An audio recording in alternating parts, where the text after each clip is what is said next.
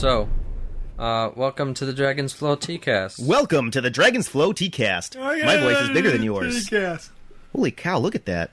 Welcome to the Dragon's Flow Teacast. This is episode 13. It's all about the 80s. Today we are having a tea which is not yet on sale, but I greatly think it will be. Greatly think, huh? It's in development. Mm-hmm. It is a honeybush hazelnut tea.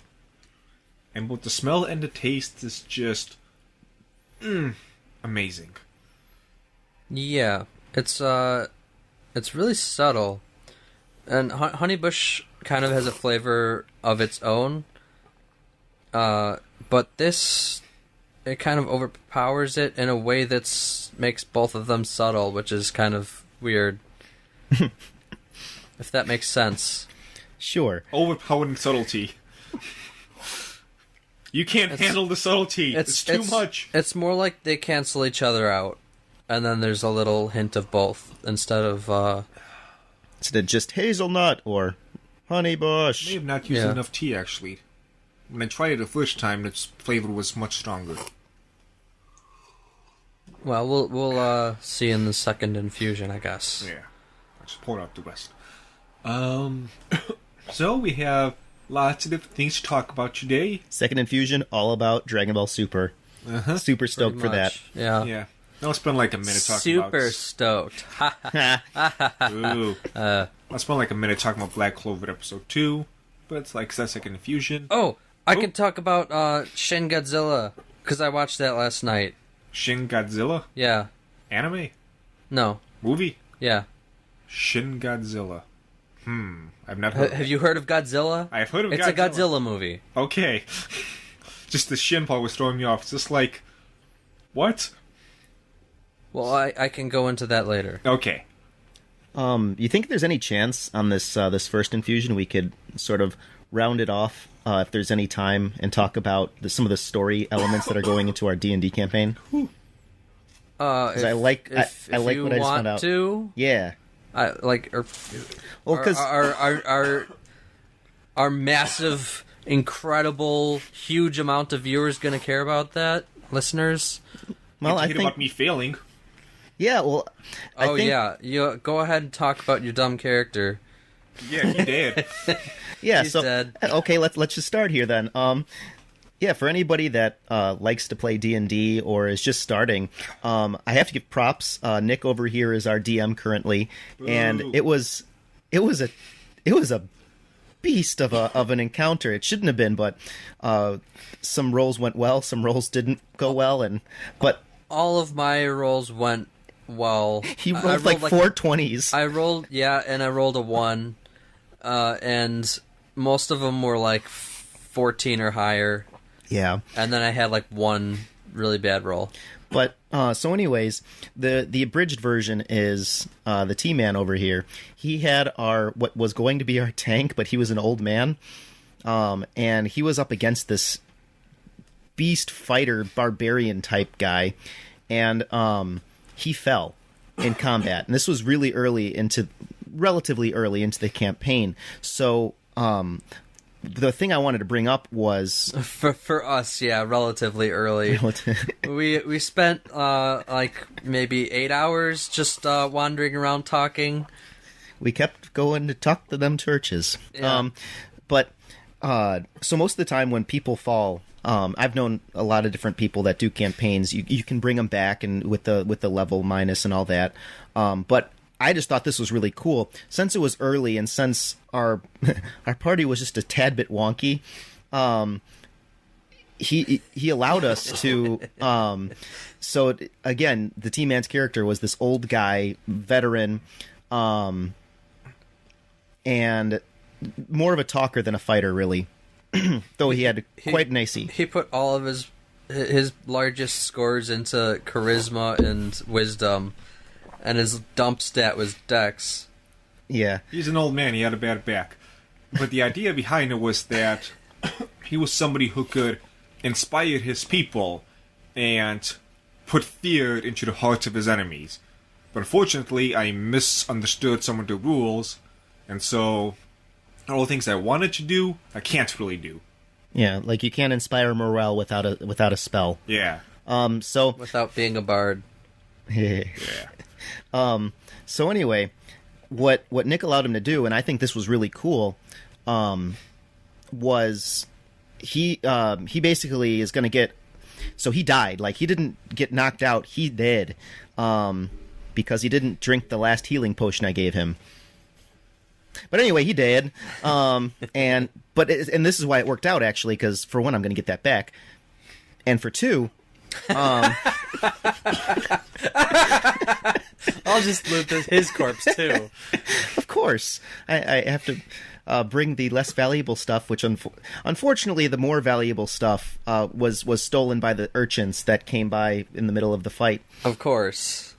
Roll for bluff check, and bluff.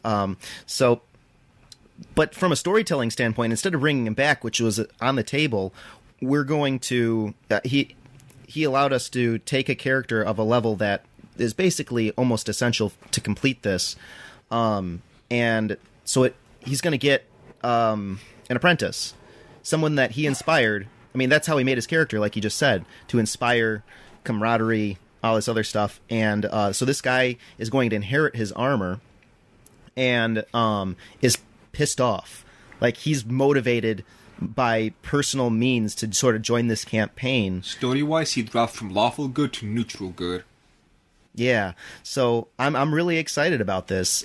It was a really cool way to we sort of tested our party. It really wasn't probably going to work that well the way it was, and instead of a really making it that much more difficult, because it's already going to be a difficult campaign, let it round it out, and now we're going to sink or float. I mean, it's a one-time thing. It's not something to be abused, but I would encourage any of the fledgling DMs out there, or the people who wanted to try it, or something like that. Like, there's suggestions in the book, and you should follow those most of the time. But as a player, I'm super excited about this development, and we didn't get anything free. Like, it's not like we got a level 5 character now to our level 4 campaign. Yeah, that's pretty much back to status quo. Exactly. And I mean, status quo, and now it's just only like he didn't gain any XP. So yeah, so that. He's slightly behind, but still, I mean, like, this was great. Yeah, so I just have to give a shout out, because that was some really great creativity. I just found out about this, like, I don't know, 6 or 7 hours ago. No, it must have been like 8 or 9 hours ago. So, yeah. And he mad. Oh, he mad. He dropped a full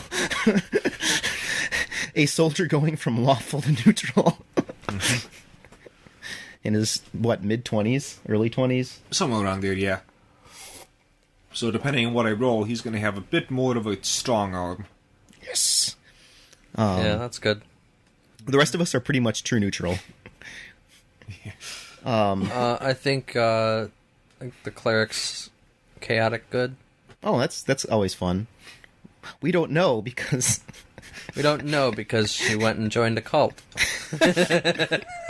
Yeah, so that fight was supposed to be a 4-person fight, but we only have 3 people. We actually had 2 people at the beginning. And then you came and joined halfway through, like 3/4 of the way through. Mm-hmm. Yeah, it was just, it was me, our rogue, and Charles, our wizard. And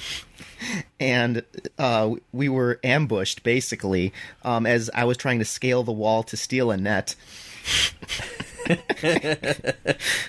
Long story. No, it wasn't, but I'm going to say that. And yeah, so anyways, we were able to take down one of the people pretty easily, but this one guy, he was a beast. And luckily, the T-Man's character went to report this all to the Lord, who has a sway. He's the one that sent him on the path to what the story is. And as he gets there, the guy's like, that's obviously a trap. Go save them now. And so he got there like round 4 or so. Mm-hmm. And then I did.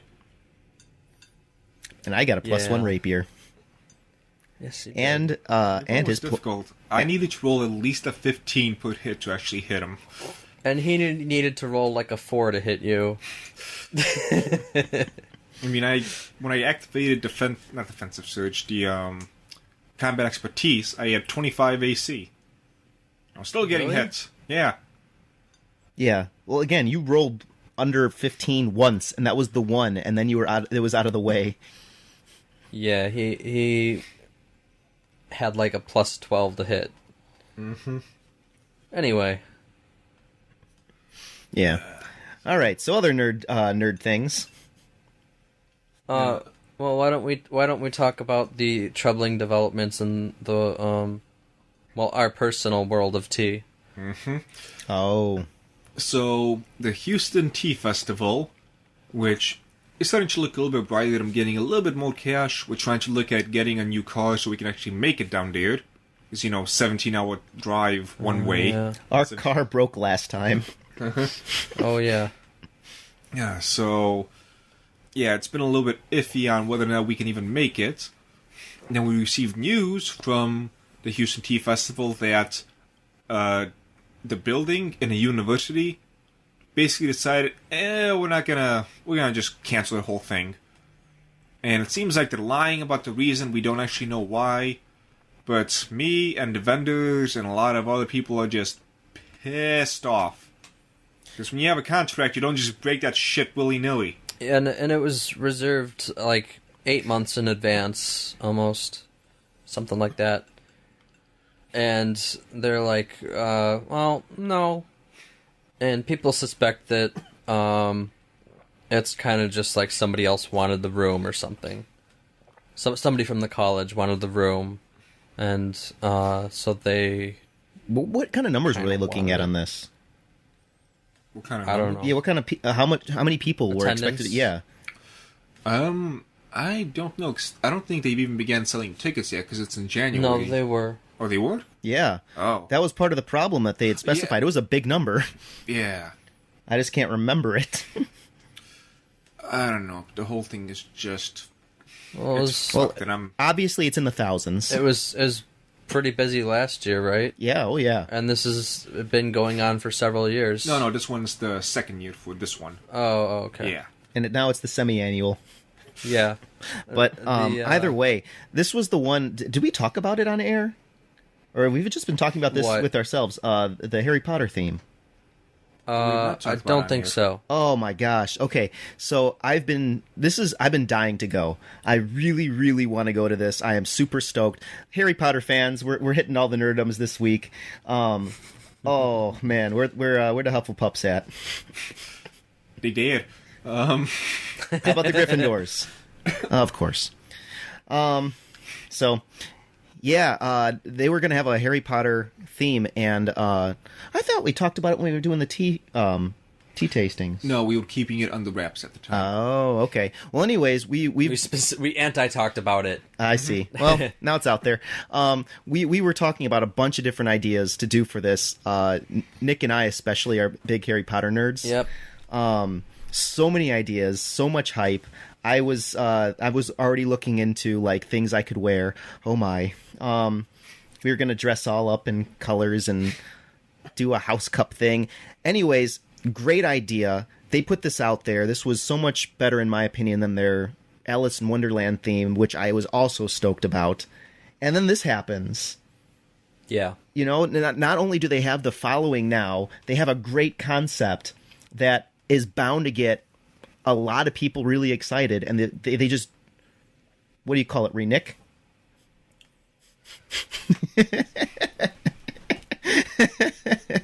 Huh? Oh my god. So they just go back on their word. It's awful. Yeah, I am quite upset about that.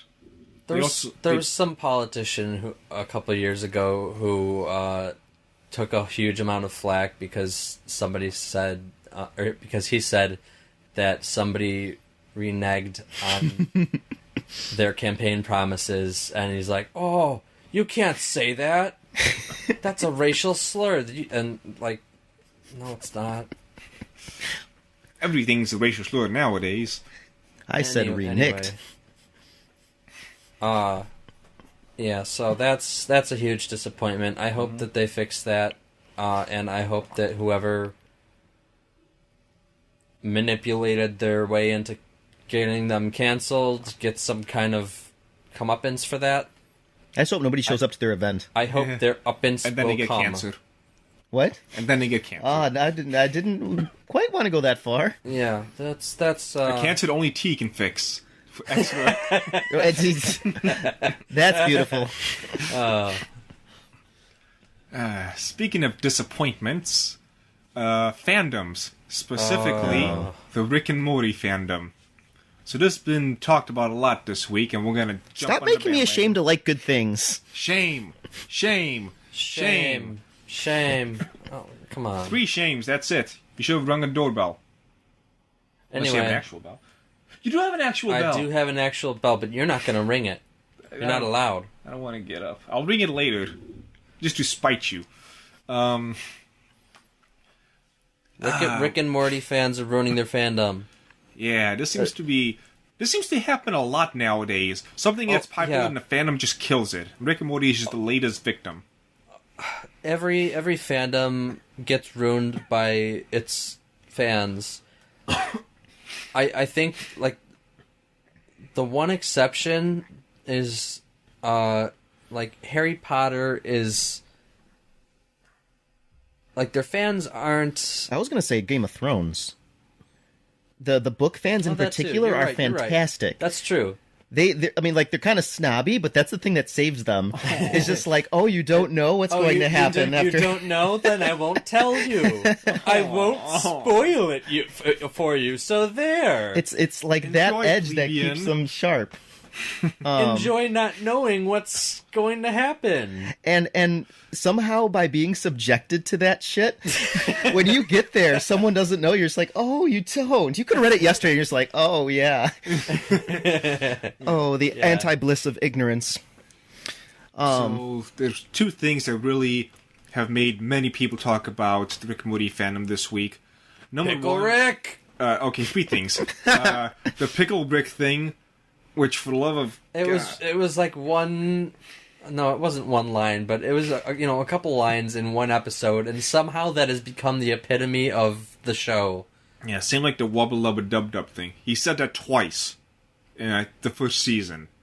We gotta stop pretending like it's a catchphrase. Was it the first season? He said it was his catchphrase. That's part of the joke. And then there was that copy pasta that really showcased how a lot of Rick and Morty fans seem to be. It was the one of, well, you see, you need to have great intellect to understand Rick and Morty. If you don't understand theoretical physics, you can't appreciate the subtle humors. Shut up, you're an idiot. The show is not nearly as smart as you think. You're bringing everybody else down. That guy was totally trolling, though. I don't think he was. I think he was. He's like,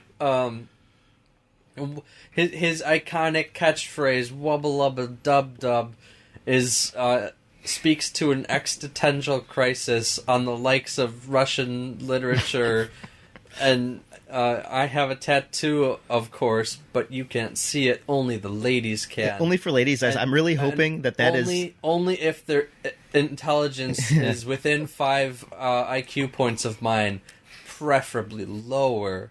Oh my. The thing is, we've seen people... This was, I believe, from Reddit, and we've seen the level of stupidity Reddit has. You know, I'm euphoric. So... That's another thing that hits me hard. Stop it. You Fedora-winning bastard. In the T-Guy's defense, he's been winning Fedora way before Fedora became a thing with... And I've drifted towards the Indiana Jones style, okay? So it's not quite the Trilby. Yeah, most people, they mean Trilby when they say Fedora, Tips Fedora. But Tips Trilby does not have to say. And now I can't even like Rick and Morty. No, like it, but just don't tell people you like it. As long as you don't start... Don't start talking about Szechuan sauce. And don't start vaping. That's the mouth Fedora. Fedora. Alright, so tell us about the Szechuan sauce. So first thing, I will preface with this. I'm gonna just go ahead and be very general here. The vast majority of people probably never even tried the goddamn sauce, let alone remember what it tastes like. But just because Rick and Morty, the show that told people, hey, stop being sheep, just because Rick and Morty said it, they went crazy and decided they need Szechuan sauce. McDonald's decided, okay, we're going to use this as a marketing ploy. And why shouldn't they? That's like, it's like someone handed them a leprechaun gold and was like, they're like, if you put coins, if you put the coins into a pot overnight, they will duplicate. But you have to leave some of the coins in the original pot, but you can keep duplicating it forever. But McDonald's, so are they going to be like, no, I don't want your leprechaun. A lot of companies would have been. I don't want your dumb leprechaun gold. However, McDonald's decided to pull a McDonald's, and instead of putting gold coins in the leprechaun thing, they put a penny. They only put. I would have said that they put like the gold, the chocolate gold coins. Instead of making a shit ton and giving it everywhere and making a bunch of money, they decided we're only gonna make a couple and give it just a couple of specific locations. We'll see what happens. To be fair, I underestimate the craziness of that fandom too. Like that was, so I saw some videos and that was like Naruto headband running levels of cringe. It's like a massive crowd of like 50 people in the McDonald's cashier line, and they're all screaming about Szechuan sauce, and one guy's like literally jumping up on the cash register and going, "I'm Pickle Rick. Yeah. Where's my Szechuan sauce?" Oh my god. These people. Media spent such a big time in the 90s, early 2000s, convincing people that smart people are snobbish assholes, and now we have a bunch of snobby assholes pretending to be smart. In this weird little twist of... Like, seriously, I'm not going to be nice about this. Rick and Morty fans, generally you're pretty fucking dumb. I've spoken to some of you. And here we lose a bunch of viewers. Just stop pretending you're smart because you watched Rick and Morty. That's not how that works. It's really not. And stop ruining the fandom. Like, finally it took 3 seasons, but finally I got interested. And look at what you're doing. You just... Oh, so it's your fault.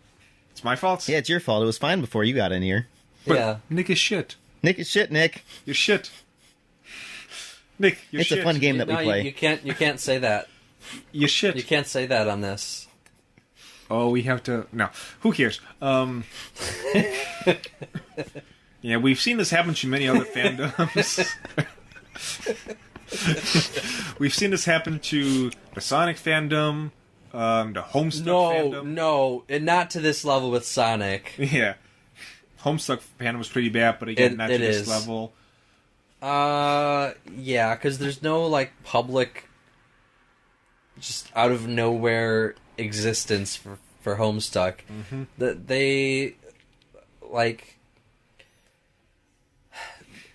They show up at conventions and like I don't know, they do stuff. I don't know what the stuff is, but they do it.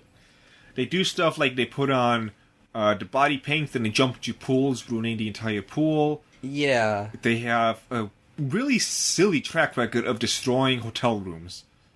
Yeah, that's what I was thinking. Like, yeah, if you look at fandoms, why? Like, that's kind of what I was thinking, but like, I struggle to make the connection there. Like, how? I don't like the standing on the thing and saying "Pickle Rick." I can see because it's a Rick would thing do it from the show, right? Rick would do it, but like, why? Is there a Homestuck thing about trashing your place? I don't know. It appeals to angsty teens, so it's that's true. Their way of. So I've been thinking about this for a minute, and it's sort of a fad, sort of generally speaking, that shows that are sort of like based in nerdiness have come out recently. Like I'm thinking, Rick and Morty definitely appreciates, there are certain elements of nerd in that show for sure. Yep. And then the big one would be Big Bang Theory. Okay. Where it's kind of I heard that. Go on, but they take. I've got a counterpoint to that. Okay, they take nerdy things and concepts and shows and quote unquote science, and then they sort of like break it down and make it super simple so that the person of average intelligence or below average intelligence can laugh at it and sort of get it. They make it bite sized, and so people that, for instance, study science and these sort of shout outs to actual science are like, that's funny. And then the people that don't get it at all, haven't studied it, don't really care about it, it's broken down into a bite-sized enough piece that they can actually understand that little bite-sized chunk, right? Yeah, they can kind of get the context at least. Yeah, and I don't think that's a bad thing, but it's just like if you are a quote-unquote intellectual elite, which is what a lot of people are saying because they watch Rick and Morty, that's sort of like proof in the pudding that they're intellectual elites. It's not broken down into such bite-sized bits, They keep saying that because there's so many illusions in the show, or not even illusions, there's so many like quote-unquote obvious shout-outs. It appeals to them because they're super smart. It seems like whereas before people liked to be competent in sports and things and would talk big, and they'd have to back up their big talk by like throwing a really good spiral with a football, like in my dad's time, or like a fast pitch. Right. Now we get to say like, no, really, my dick's huge in the intellectual world. I'm so smart. And how do we prove that? We like freaking Big Bang Theory and Rick and Morty. So the thing about the Big Bang Theory is that, I also heard a comparison between that and Rick and Morty. And it's not a big jump. Well, the thing is, I think the Big Bang Theory is targeted more towards regular people and, like, not, what you would call nerds. I think of it as sort of like nerd seduction. Like, yes, it is written for average people who might have like nerd friends or something. But it's just like it sort of makes being a nerd somewhat sexy. Like it's because you get to laugh at it, and like you make. I guess, but like a lot of the times the punchline is, oh, he did something a nerd would do. Like, oh, he's at the comic book store playing with Yu-Gi-Oh cards. Well, yeah, it's Cue like laugh track. It's like Seinfeld in a way. Like, oh, that's true. Double dip the chip. I've done that. Or I've seen people do that. I've never done it. Well, with that, it's like you're pointing out. It's the humor comes from pointing out like this truth that everybody knows, but never addresses. And with the Big Bang Theory, it's like, oh, a nerd's at a comic book store. Yeah, you get it. But you people, get it. but people, the nerds at the comic book store. I get it, but people watch it and then they laugh about it, and then I've seen this upswing to like people sort of trying out nerdy things or sort of like quasi understanding them. I don't know exactly how to say it, but they're just like as being a geek or a nerd is brought up. They're like, oh, I love Big Bang Theory, and like it's not just like, you're a nerd, huh? You're so below me. It's like oh yeah, that's like it's a weird thing to talk about, but it seems like watching that, instead of like before, you making fun of nerds deterred people from becoming nerds because you don't want to be the one laughing at being laughed at. Now this sort of humor is sort of like sure, they talk about D&D and stuff, but it's not just like, oh, they're inferior beings and they're just off in their own little world. Right. It's kind of like this blurring the line. Like before we make fun of someone, you're sharpening the line. Like they're on that side. It's not necessarily at their expense. Yeah, exactly, and it's kind of weird, and it gets people closer to the geek. And right. But it's also not funny. For some reason, That's the problem. nerd culture has become more of a mainstream popular thing. Like, it's the thing to be now. And a lot of these people are nerds in the same way that someone putting on the Naruto headband is a ninja. It doesn't make you a ninja? It does not. So I'm just a murderer?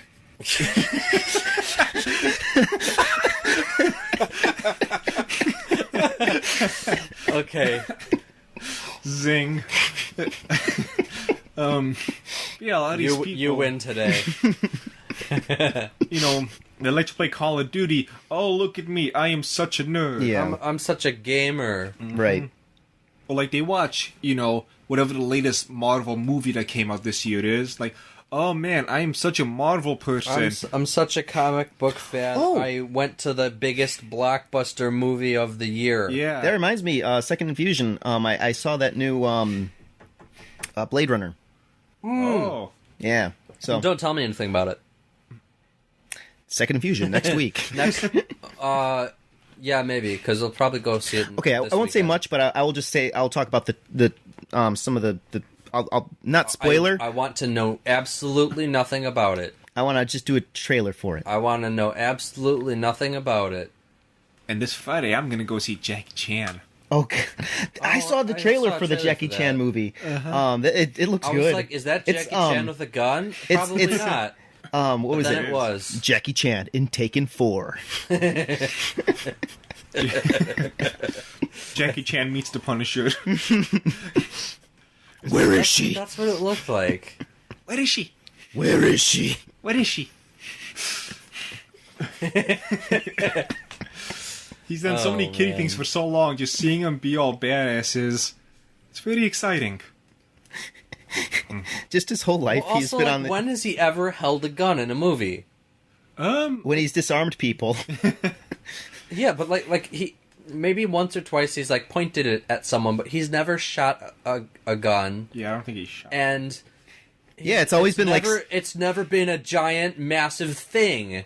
Like he's never had a huge, like, kill beam gun.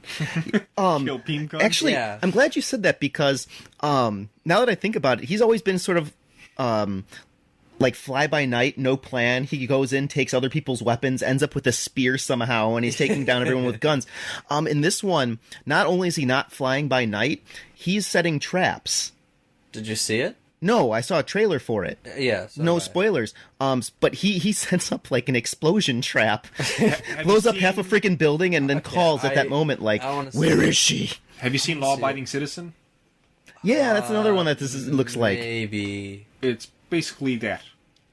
Jackie Chan was a law-abiding citizen. Until one day, He became a carrot. It's just Zack like someone. Snyder is a carrot. It's like he's been making children's movies for so long. All of a sudden, one day, someone approached him and is like, "Jackie Chan, the children have grown up. Where are the children?" What children's movies are you talking about? There was that one cartoon that he had. Which was awesome. Yeah. That's all you need to know about Jackie Chan. But what kids movies? I can't remember off the top of my head, but he's made a lot. He spent like half a decade just focusing on children's movies. Huh. This is a thing I did not know about. Yeah, and You young said that, adult. I can't remember. So I shouldn't say always children's, but young adult. Like, what was that movie, The Forbidden Kingdom? Forbidden Kingdom. I would consider that like a young adult coming of age story. I don't know what that is. He played the Monkey King. Oh no, he was the drunk in that. Yeah, he was the drunk. He was Jet the Li drunk. the Monkey King. Who was it? Jet Li. That's right. Oh, they were in it together. That was a fun movie. Watch it. Speaking of movie stuff, so we've been putting this off for forever. Let's see if we can dive into the concept of story structure and how I feel that's going to change thanks to things like Netflix. All right. Right. So, people have to make the TV shows within a certain time frame, and it's got to be something which the people are willing to listen to waiting until next week. With things like Netflix, that leaves so much room for changing up the structure in this. Number one, not every episode has to be exactly between 52, 53 minutes. I think one episode was like 46 minutes, another one was like 55. it leaves some room to be able to expand a lot more. And since people are most likely going to be binging, it gives them the option to not have to shove a bunch of stuff into one thing. It lets them extend a lot of stuff. I can remember in The Defenders, there was one episode that had a lot of talking in it. And if it was just one episode of that week, I would have been maybe not annoyed, but disappointed. Mm-hmm. But since I'm going to be binging it, that's okay, you're setting stuff up. Yeah, 20 minutes of exposition when you have like an hour of other things is not so bad, but if that's your experience that week, Yeah. you're going to be depressed. And so I feel this gives them so much more opportunity to play around with how they want to structure the stories. Yeah. On the other hand, they don't have, well, I guess most shows, they film the whole season and then show it week by week, right? Mm-hmm. Yeah. I was thinking, like, South Park, they do that, like, the day before. The ultimate procrastinators. They're practically doing that live. So for something like that, let's say, I don't think it would be the ideal way to do it, because you can judge people's reactions to things, and maybe like you introduce a character that you think is going to be like, okay, this is a character, and then people really love him, like Pickle Rick. And then from there you can take that character and depending on the audience reaction, you can develop him more and work the plot around them. Yeah, and but all of this is all that. This is like purely a South Park thing. Nobody does what South Park does. Everything else has to be done season by season. But there's a lot you can learn from different shows doing different things. Like, what came to my mind was actually Fate Zero. So in that, there's a ton of action. Like, that is an action anime. And one episode, they sit down and talk. But the reason that worked is because it was a shock. So, like, in this, in the Grail Wars, these heroic spirits are destined to fight. It's not even a question. They are literally summoned to fight to the death. Right. And so this episode starts with Ryder kicking in the front door to the stronghold for Saber, and then bringing out a a barrel of wine. It was just like, let's sit down and drink. I invited the other guys, and they sit down and they talk for most of the episode. And in a way, it is a battle, and you can feel the underlying tensions behind them. And then at the very end of the episode, Assassin breaks in, and then there's going to be a fight, and that's how they get you to taste the next week. Mm-hmm. But that works in a weekly episode. But they needed to have a certain amount of action in that to sort of give you your fix in a way for that week. And they needed the change in pace of storytelling. So for like figuring out the best, or one of the best ways to go about a week by week show, this sort of demonstrates you need a higher percentage of everything, because the episode needs to be enough to satisfy what the consumer wants. It needs to give them a taste for it and something to remember and look forward to all week. And then they also need to therefore be addressing what whet their appetite last week. They need that. But in a binge watching show, in particular one, like if they were to market binge watching, you wouldn't need all of the elements. You would be able to spread out those elements over the course of 3 or 4 episodes. Because a lot of people, if they don't just binge the entire show, they'll wait like a month. And they'll watch 4 or 5 episodes all at once. And then you get sort of a cinematic experience. Yeah, like that's what I usually do with a lot of shows. And if you're not so constrained within 30-minute, 20-minute, 30-minute, 50-minute time slots, if you're able to expand that, I mean, it opens up whole new worlds. If you can imagine the conversation stretching longer between Rider, Saber, and Lancer or Archer in Fate Zero, you could have gotten so much more. If they wanted to go to philosophy, if they wanted to demonstrate the just sheer charismatic power of Archer, they could have done that, you know? Wait, Gilgamesh, he was Archer? Yeah. That one? Okay. Archer. They're the ones that demonstrate self-will. Mm-hmm. And almost always the most interesting character. But in this case, it was Rider. So for news, what type of news stuff do we got going on? Well, we talked about the Tea Festival. Mm-hmm. So the Fate's Day Night movie, speaking of, that got release dates for North America. Wait, was it night? I thought it was, No, never mind. I guess I was wrong. Fate's Day Night, Heaven's Feel. Oh, yeah, that's it. Okay, that's right. Yeah, so North America starts November Woo! 3rd. Woo! Oh, man, so we're going to have, like... Calm down. Because it's only in select theaters. We're in Chicago.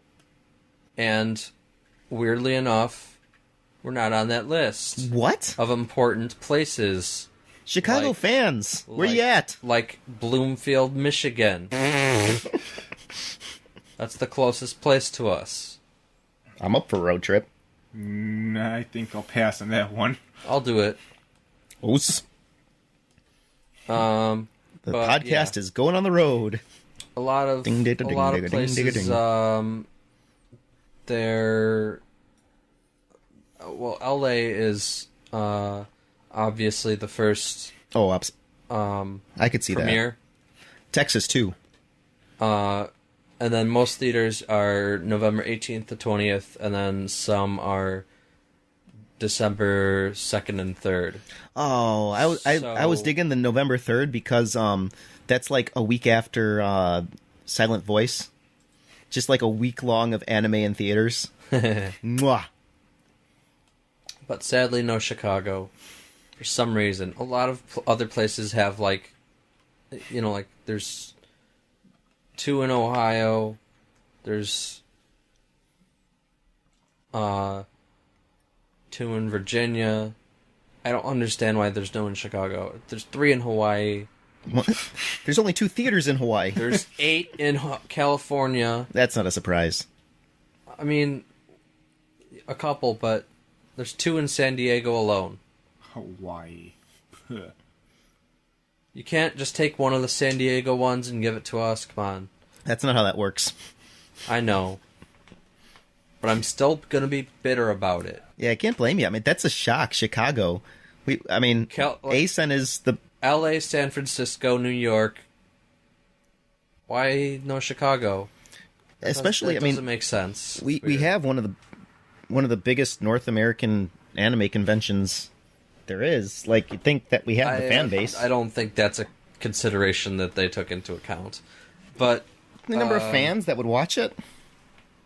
It is a place that would get attention, and we do have a bunch of like weird independent movie theaters. So I don't understand why they wouldn't do it. I went to the north side of the city. There was a ramen shop that was like showing simulcasts. They had anime posters up all over the place. It was the coolest. I didn't actually go inside, but I just sort of like freaked out and looked inside, and I was just like, oh, otakus. But it was exciting. It was actually pretty close to Myopic. Oh, okay. Which is another good place for nerds. Myopic Books. Like a couple blocks away? Or... Yeah, it was within walking distance. I think I might know the place you're talking about. But anyway. Moving on. So, a few weeks ago, I talked about The Good Life, which is an RPG about cats and photography I and remember stuff. And it's being crowdfunded very, very slowly. Let's check it what it's at right now. And my internet's, of course, deciding to fail right now. Oh, it's actually, like, doubled since the last time I checked. Ooh. Okay, 2 days left. So normally the way a Kickstarter works, or a crowdfunding things works, is the first third comes in the first 2 days, then the last third comes in the last 2 days, and everything else comes in the middle, if it's successful. So, the last time I checked was a few days ago. It was at 200,000. Now it's at 475,000 out of 1.5 million. Oof. Why does this need 1.5 million? Because it's a video game? Not a good one. Not like an in-depth one. Yeah, it is. Yet. How is it in-depth? What do you mean? Like, it's an RPG about being a cat. Press R to sleep. Oh. No, this is nothing. You aren't a cat. You are a person who turns into a cat at night, and then in the daytime you go around town and do stuff. Press R to sleep. Anyway, This has nothing to do with the game, but on the side there's Kylo Ren. Have you seen the new Star Wars trailer? no. Yes. They're doing these, as the ones I've seen the 2 trailers, the first one and I think it's the newest one. They're doing the trailers really well. They're not. Yeah, the other ones were good. They're hinting at a lot of things to come, and they're not giving away everything. Good. Yeah, So I mean it's the opposite of every other trailer. exactly. That's out now. The main plot points still aren't spoiled. There's a lot that you can read into it, and the more you think about it, the more it's just like, well, actually, that could mean this, and this could actually be what's happening. Right. I mean, it's a little bit choppy for my tastes, but I'm blown away. I'm really enjoying it. They're doing it really well. Did they show Princess Leia in the trailer? Yes, They did. she old. She's old. dead. Yeah, but now she's dead. She's gonna be dead. She is dead. She's gonna be dead. She actually is dead. She's gonna be dead. Anyway, yeah, so this is obviously not going to make its goal. With it needs $1 million basically overnight. So, Swery, who is the guy behind it, has said that he's gonna try to make it on his own without the crowdfunding thing. So I don't know how that's gonna go over, but it's interesting, at least. His other 2 games, Deadly Premonition and Dark Dreams Don't Die,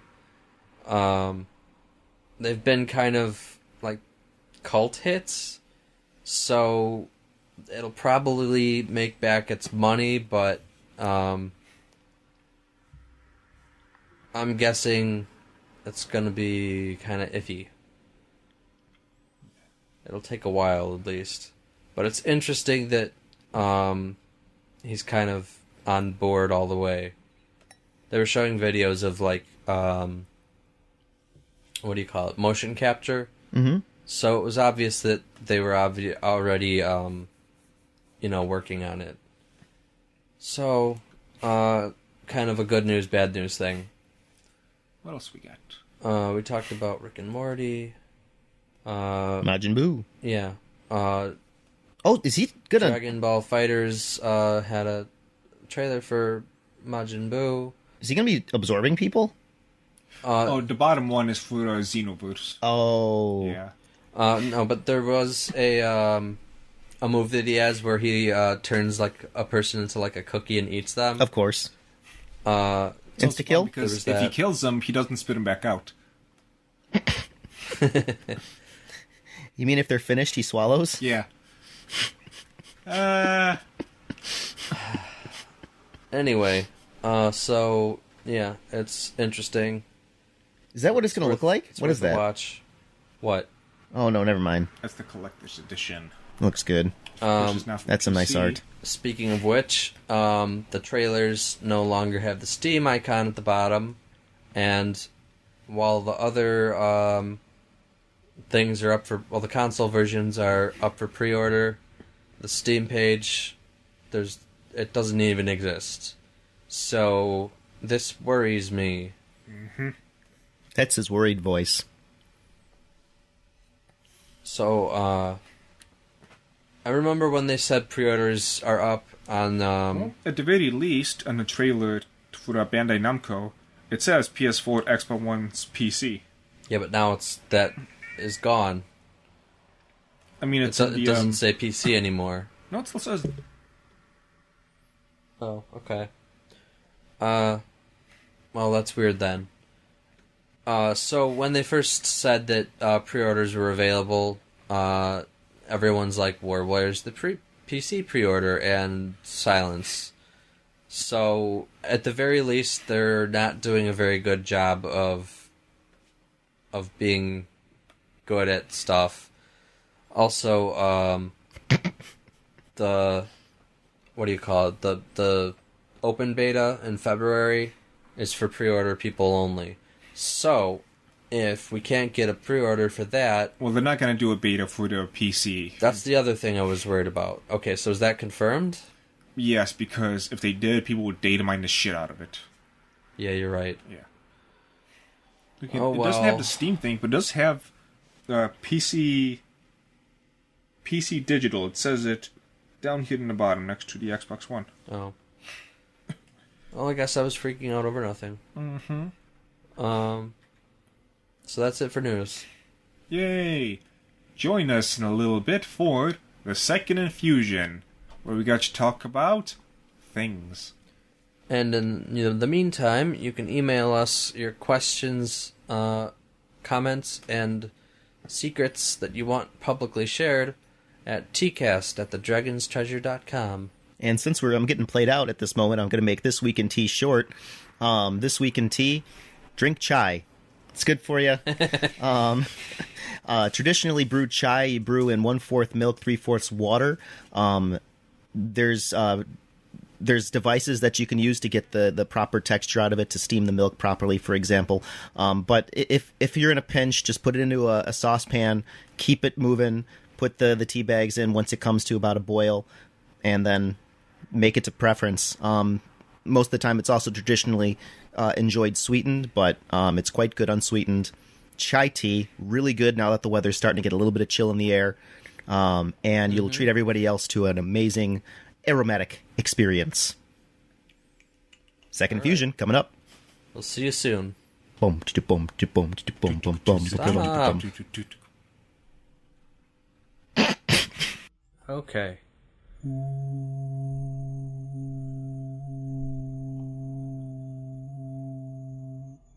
Good work. Yay!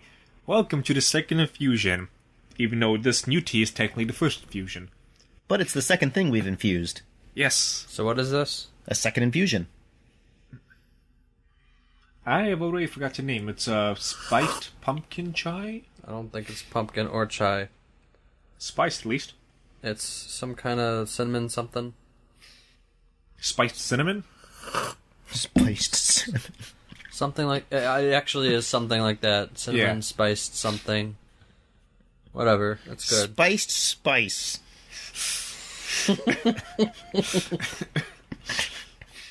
No, that is pretty much it. It fits it. Very warming. It's pleasant. Yeah, today's a cold day outside, so something warm would be nice. Yeah. Today is almost as cool as me. So, let's first get the riffraff out of the way. Second episode of Black Clover. They're continuing the story of Naruto. Almost the entire episode was just a flashback of them as youth. And sure enough, the main character is now a mixture of Naruto and Rock Lee. Even though I don't have any magical powers, I will somehow become the Wizard King. And the Wizard King is, title passed down to generations. And we are under whatever number Wizard King. Like hereditary or... No. Just whoever's the best. Yeah.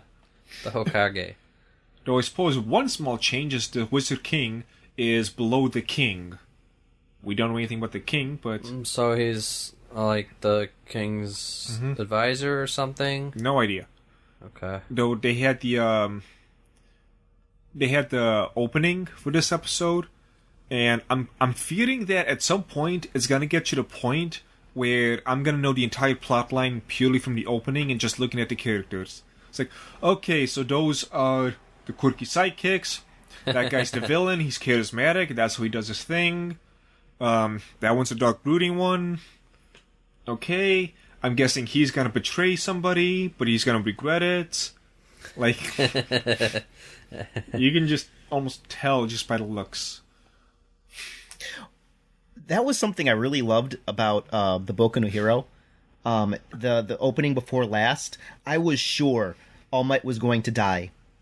Because they've been setting up All Might's fall for a while now. Yeah. And just the way that he was leaping through the sky, and there was some sort of bittersweetness that I never quite put my finger on, and Midoriya is watching him, and then he falls down, and everything's in shadow, and then Midoriya sort of lifts the shadow. I'm like, oh, he's gonna die, and he's fine. So, I mean, I don't even think they meant that to be a red herring, but they hyped up the anime really well in that opening, and they didn't give away anything really that important. They had Ida-kun kind of looking bummed, and then sort of hopeful, but I mean, it could have. I still was afraid he was going to just lose his mind, like lose his place. That was a good intro, and a great series. Yeah. Yeah. So the too long didn't read of the childhood is they read the story of the first Wizard King and how he slayed a big giant scary monster. And so the main character's new goal is, I'm gonna prove that even if you're poor or an orphan, you can become the Wizard King. Which that sounds vaguely familiar. We still don't know anything. Oh, he used a weapon. So my guess right now is that all his grimoire / giant greatsword thing does is dispel other people's magic. Because he swung in and that's what it did for the tutorial boss. I love that you keep calling him that. Because, like, I've seen this so many times. Yeah. Like, this is all it is. Yeah. And for the flashback for the kids, they had to fight a drunk, and he felt like the press left to move tutorial guy. It's basically, he didn't even, like, fight this drunk guy. All they did was just do a couple of things, and eventually just kind of walked away. It's like, okay, I've had enough of this. You stupid kids. Yeah. Because he was going to steal the pendant around Sasuke's neck. But Naruto came and was like, no, you can't do that. Until they give me any other reason to think, this is just Naruto with wizards. Second episode was better than the first, but I'm still not really hooked. I'm hooked in the sense of I want to see if this sword does anything else besides dispel magic. Other than that... Does this sword have anything to do with the Black Clover? I mean, it's a big black sword, so... But is it the yeah, it got summoned by okay, Black so Clover grimoire. Your weapon is summoned by your grimoire? This is the only weapon I have seen... Well, actually, I guess the tutorial boss used chains. And that was his thing. Everybody else, like, they, fire blasts and wind gusts and stuff like that.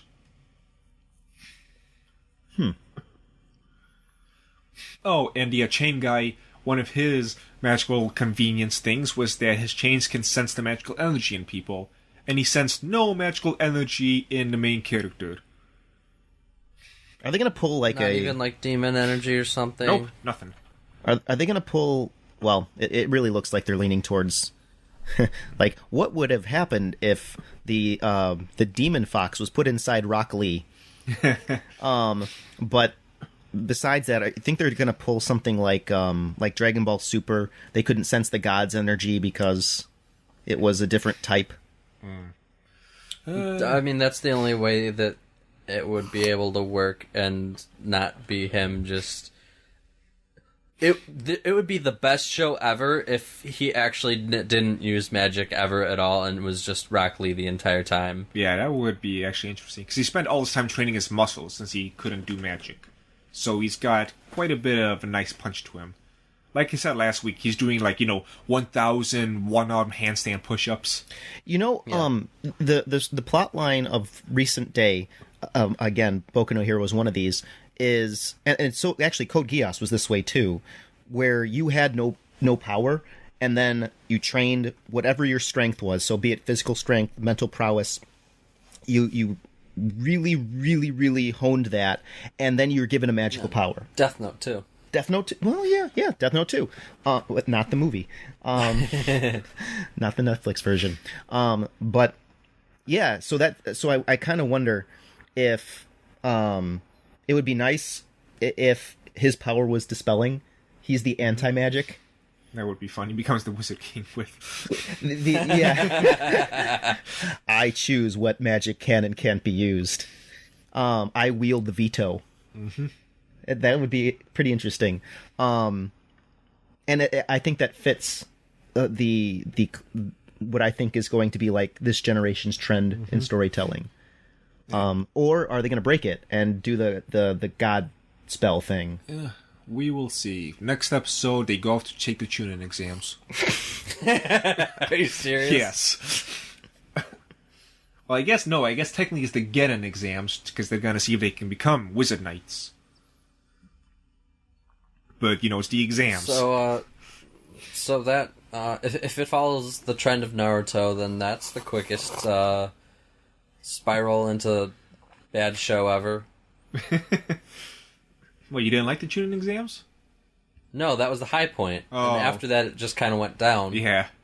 Hopefully they've learned their lesson, though. I mean, it's not that I didn't like the rest of it, but that was the high point, and it... Yeah. It's like, well... There are rules in place in the universe, but we can start ignoring them from here. Yeah.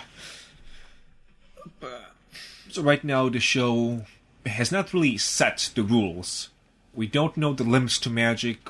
We have not seen, I can do this, but this. It's just been, here is my magic. Is it implied that there are rules? So far, no. Just when you turn 15, you get your grimoire. And the 4-leaf clover was the one the original Wizard King used, and that's the one Sasuke has. And the main character has the black 5-leaf clover, which is used by demons or some crap like that. I don't know. We'll see. I like the rules in place world, but I also like the there are rules, but you don't know them. Because then you can make them up as you go along, and it's much better because you don't have the expectation of rules being set. And then it's like, oh, okay, well, now I'm kind of wrote myself into a corner. I guess I'll just go Super Saiyan. Ooh, Dragon Ball Super is coming.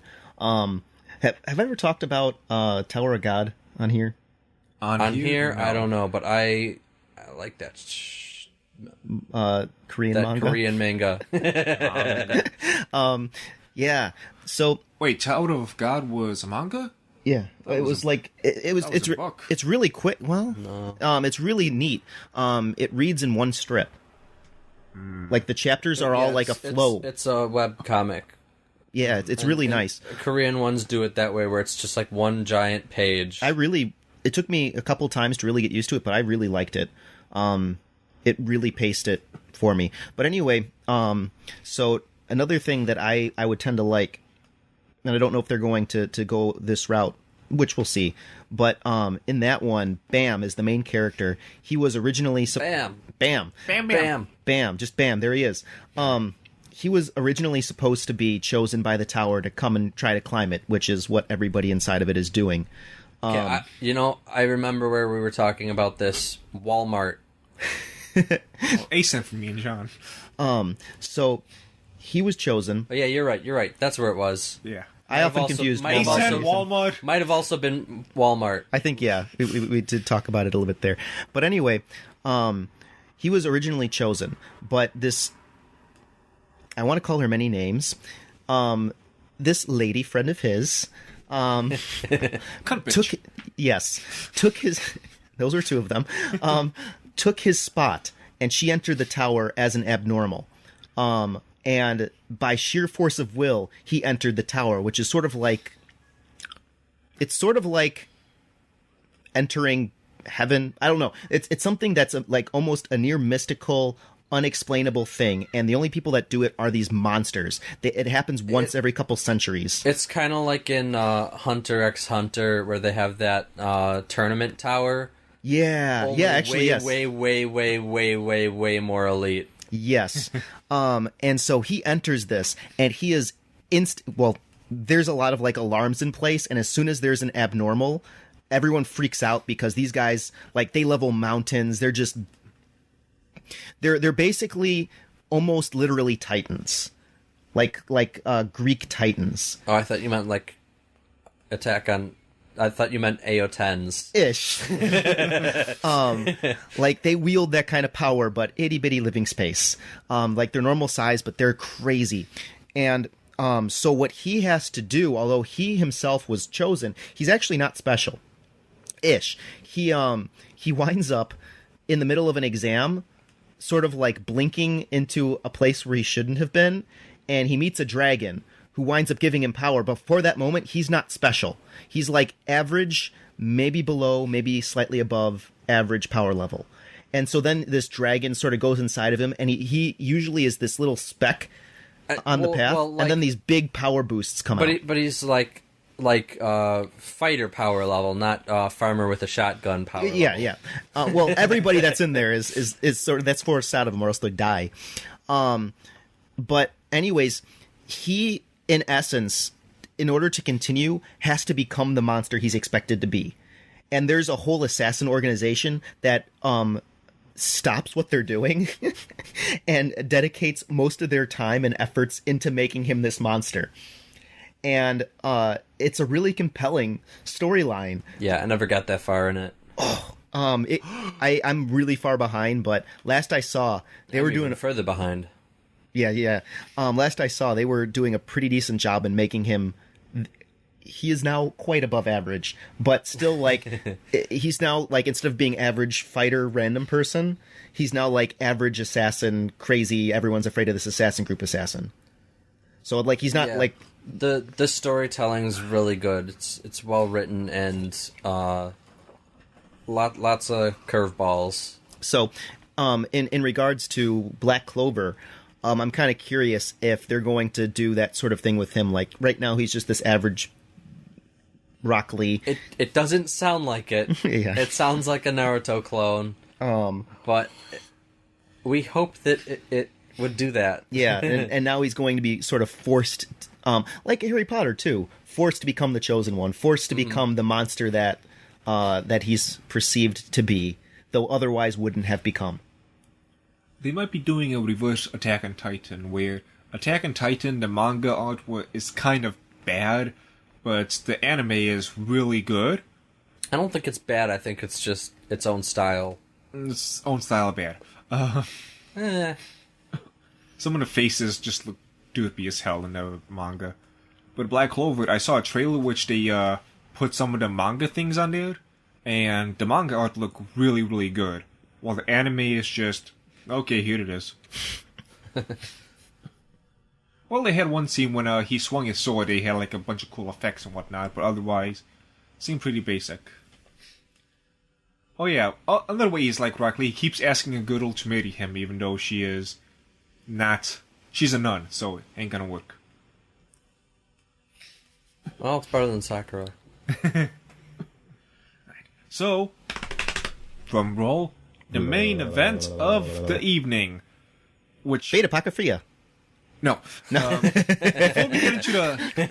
Before we get into the fun stuff, I just want to voice my complaints of Crunchyroll and they're dropping the ball in a few different ways.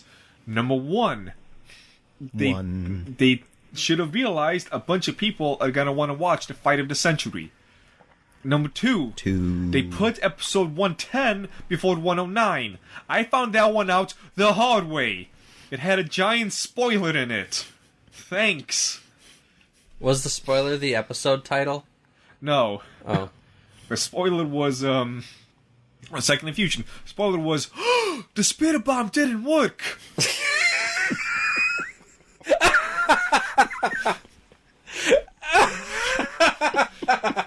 Yeah, that was the first...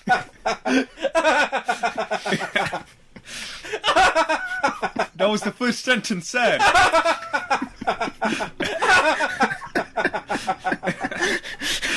You done laughing at me, Nick? I can imagine the pain. Yeah, they skipped the goddamn previews of the last episode, so I had like no warning whatsoever. It went from Zero Sound being like, "Oh," to Krillin going, "The spirit bomb didn't work." I was like, "What? God damn it!" And then I realized, 110. They didn't put up 109 yet. Well, fuck me. Finally, like 45 minutes later, 109 came up. Oh, that's good work, Crunchyroll. It was like, Goku's making a spirit bomb. This will sick. No, I already know it won't. Thanks. But, bitching out of the way, those 2 episodes. Oh, I think that's the height of Super so far. Yeah. You know, I would like to, when he did his thing, I had like almost visceral flashbacks of him going Super Saiyan for the first time. I mean, they had a lot of callbacks. I mean, like, Kaioken times whatever isn't working on Frieza. I mean, Jiren. Yeah, well, yeah, there was that, and just something about the way that they had the energy coming out of him as you saw his back. Like, I seem to remember him looking over his shoulder once, and I just had the flashback to that. The hype. So, the other moment that I would put forward to almost compete with this is when he did Super Saiyan Blue Kaioken. Because we'd always wanted Super Saiyan Kaioken in canon, sort of thing. Yeah. And that was like hearing of a Japanese candy and then getting to unwrap it. What? That was something that we had all sort of talked about and wanted, and they had already packaged it, essentially, right? We already had Super Saiyan, we already had Kaioken, we knew there were possibilities, we wanted them to be put together. One day, we will get the green tea Kit Kats in our Exactly, stores. yes, and then we got to unwrap it, and like, there it is. This one was like, I don't know, being in the factory as they developed the candy. Like, it was a different kind of experience from that, but that was satisfying. Mm-hmm. So let's back it up with talking about just Jiren. So they implied that something went on that's made him basically God of Destruction level dude. Beyond even. I wonder what that something is. Because he seems to have a close enough relationship to the actual God of Destruction. So... My theory is that... Okay, so they said somebody, or one of the mortals, is at God of Destruction level, possibly higher. And then, of course, the clown guy... Who was he? Was he the God of Destruction for that universe? Yes. Yep. So he's like, yeah, I'm smiling. That's totally him. So who came up with that that idea that person exists? Weiss said it. So, he said it or he came up with it? He said it's a rumor that one of those people exists. Okay, so my idea is that it's Goku. Because he's fought a God of Destruction, kind of beat him. No, the guy Beerus was at like 30% when he was fighting Super Saiyan God Goku. Yes, and Goku's significantly increased in strength since then. Especially at Several that times. moment. Yes. What? Especially at this moment. Yeah. And Jiren's certainly stronger than Goku was an episode ago. But we don't know much about him, right? Mm-hmm. All we know is that he's the strongest guy in that universe. And I really love his fighting style. Take the I do enemy's too. best and just crush him. Just bring him crushing the spear. I will wait for your strongest attack, just to show how awesome I am. Yeah. He's basically Goku, only serious. Yeah. That's like something that Goku would do, is like, show me what you got, and then turn it back at them. He literally paid his opponent to do it for him not that long ago. That's true. Literally paid the guy that he was having a huge hard time beating to do it as training practice. What do you think about them? A couple months later. What do you think about them hyping up the match of Hit versus Jiren? I don't think they did it. They called it the Ultimate Fight. When? That's, I think, what it's called. I think the next episode, something like that. And then I did see the preview. I couldn't stop. Oh, for the first time this season. They're like, yes, the ultimate greatest match ever. Hit versus Jiren. So by the way, I joked about it in the same way that we joked about Game of Thrones. They're going to know that they're the cousins, and I joked about Goku jobbing. If the Hit Jiren match is the ultimate greatest fight of all time, like they're calling it in the previews, Goku jobbed. Hard. Yeah. I don't think that. No, I don't think that Hit's evolved that much, though. No, he hasn't. He could, though. He doesn't like Goku. He's like around the same level as Goku. We have this like weird love fight triangle going on. It's like a hate triangle, really. I don't think Jiren likes. I don't think he. So Goku and Hit have kind of like this respect. You know, like, they respect each other as fighters, but I don't think Jiren has the same attitude towards anyone. He's just like, well, I gotta stop you. Not necessarily because of the tournament, but... he seems to have a liking towards Goku. I think that the best way... This is my impression of it, is that Goku's his best chance at continuing to evolve. Like, I don't think that he really cares much for Goku at all right now, and Goku's kind of like... Well, okay, he's not quite Krillin, but he's kind of like, maybe, I don't know, Tien, or maybe someone tricky like that could throw Goku through a loop, in comparison. But Goku has that potential, and he's probably the second strongest fighter there. Sorry, Vegeta. Oh, poor Vegeta. He's being put more and more to the side of the rivalry stuff. Yeah. He's becoming the Piccolo. Yeah. Piccolo's become the Krillin. And Krillin's become the wife. The Chi-Chi? Anyway, so yeah, I really think that I didn't get so there's a lot of subtleties in their interactions. I didn't get any like warmth or like crazy respect coming out of Jiren. Like, he met him. I get that feeling that he's just like, he just wants to get stronger. Like, he's that same sort of character arc as Goku when Goku's at his best, but just all the time.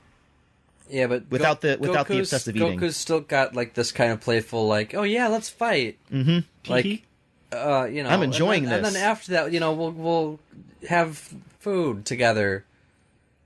Ooh, you're real strong. Yeah. Ooh. This. Wow, that's a powerful attack. You showed me mine. I'll show you mine. What? You know what I'm saying. You showed me mine. I'll show you yours. You know, actually, that's kind of what Hit and Goku got going on. You know, they're sort of like unlocking each other's potential. Like, that's their dynamic. I will fight you so hard. I'll show you your potential, and then you can show me mine, and then I will show you yours. That's a really neat dynamic they brought out. Yeah, but Goku's paying for it. But Goku's paying for it.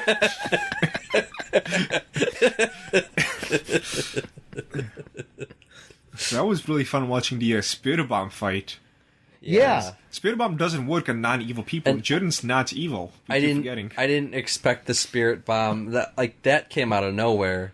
Spirit Bomb out of nowhere. No, it didn't actually. They had it was in the title of the episode, so I liked. They need to stop doing that. Well, it's a Dragon Ball Z thing. I know it is, If it but ain't- they need to stop doing If it. it ain't broke, don't fix it.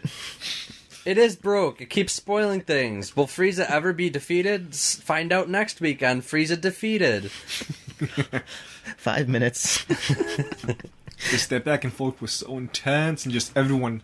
I love how everyone stopped. Yeah. When they were about to Yeah. fight. This is worthwhile. I also liked how everyone was ready to fight as soon as Goku was presumed dead.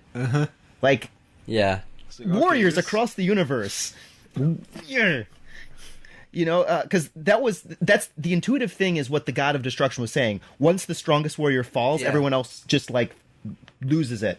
No, they're fighting for their universe. They were right there on the freaking crater. Which probably also means that they recognize that Goku was like the strongest there.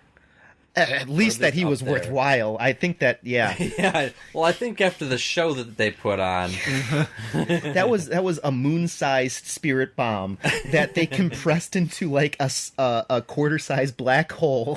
That reminds me, fun fact for anyone who watched Crunchyroll, 2 scenes were for some reason deleted on the Crunchyroll compared to, just watching it from Japan. One scene was the Grand Priest put up a giant barrier to protect the Xenos, because that's how powerful this shit was. And the second was showing even more of Goku and Jiren struggling against each other with the Spirit Bomb, showing Jiren putting in a little bit more effort and shouting, as opposed to just doing the one-handed thing. And after a while, just glaring it. Yeah. And so finally the whole thing blew up, and Goku got swallowed inside it, and somehow that created the new form.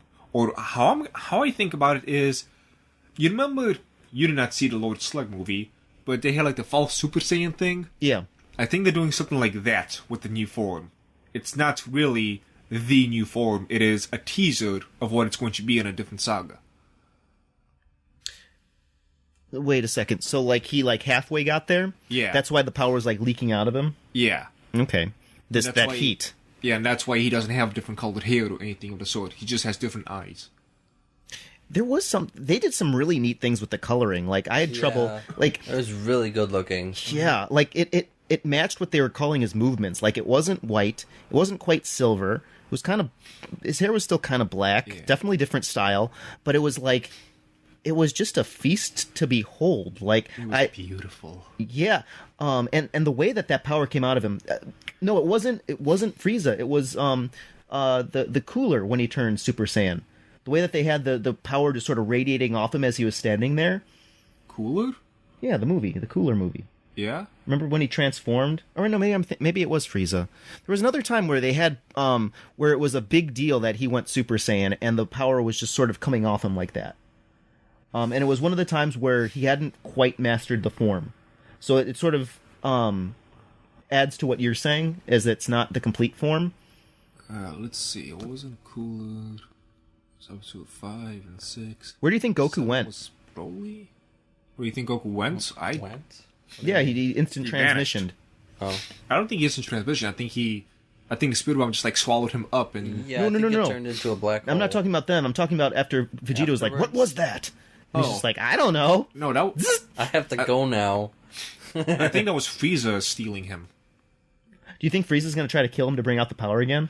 No, I think what they're doing is that pulling what happened with Namek, where Goku gave him some of his energy, because Frieza was like, Goku's like the brink of death, Yeah. and Frieza's like, this reminds me of Namek, so I think Frieza's gonna give him some of his energy, Okay. and like, you pay me back for this, and I need you right now to defeat that fucking thing, because I mean, Super Saiyan Blue Kaioken times 20 failed.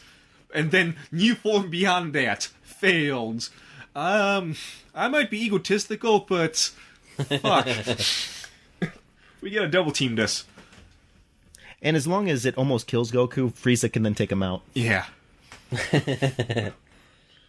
Frieza is kind of like how I play Barty. Yeah. So everything about that form was just beautiful. Seeing the way it was fighting and moving. I think my favorite scene of that is when Topo was doing the Justice Flash, and Goku was just like casually like walking by like. And then there was one that was like, oh, I guess I have to. And just casually batted it away. Yeah. So that was another thing. I didn't even think about that. You know how they're talking about his movements that moved and you couldn't sense him moving and all that? He was so calm and just like nonchalantly walking through it. But there was something like when he hit it, it was almost like a rage, but it was just like, you know, like this calm, focused anger. Like I felt it in my gut as I'm looking at this. And I'm just like, oh, that was a serious block. Yeah. Topo, stop. Don't get in my way. And then, you know, Jiren just with that same sort of cool collective, you know, just put his hand up. Yeah. And all right, I actually laughed when there was a big old blast and Topo's mustache just floated in the wind. Yes, that's got to be a GIF already. If it's not, I will find out how to make GIFs and I will make it. That is just too manly. I love how they're continuing the trend of every new form. They do a fight somehow differently. Like Super Saiyan 1, you know, the savior of all of humanity has come. Super Saiyan 2, you know, just fuck you, Cell. And then injured, even with my injury, I can still fight. Super Saiyan 3, this could be what does it, but I can't do it because I gotta give it to other people.